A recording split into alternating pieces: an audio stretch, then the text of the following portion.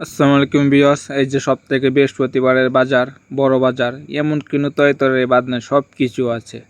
একবারে চাল গমের থেকে ধরে পাতাকপি, লেবু, বেগুন, ধনিয়া পাতা, অনেক জাতের শাক আছে, পালং শাক আছে, লাল শাক আছে। এই যে বিভিন্ন জাতের মাছ আইছে, সাগরের মাছ যেরকম আমাদের বাংলাদেশের মতো শ্বাস করে, শ্বাসের মাছও আইছে। সাগরের মাছটা একটু বেশি আসে মালয়েশিয়া, কারণ এই দেশে সাগর বেশি না, সাগরের মাছটাই বেশি আসে। আজকে যায় সব অর্ধেকে আইছে শ্বাসের মাছ। আর এই যে রূপচাঁদা দেখতেছেন বড়গুলা, এগুলো নদীর চিংড়ি মাছ।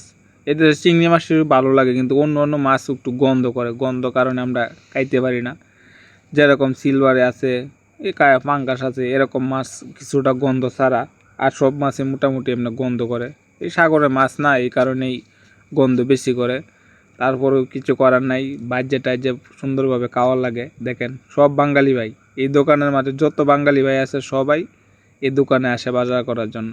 সপ্তাহে বৃহস্পতিবার একবারে সাফ করে হলাইবে, দেখবেন বড় জোর বেশিক্ষণ সময় লাগবে না, অল্প সময়ের ভিত্তিক অনেক বেচাকিন হয়ে যাব। এমন এক সপ্তাহ বাজার নিব বৃহস্পতিবারে, এই বৃহস্পতিবার থেকে সামনে বৃহস্পতিবার পর্যন্ত একবারে এক সপ্তাহ বাজার।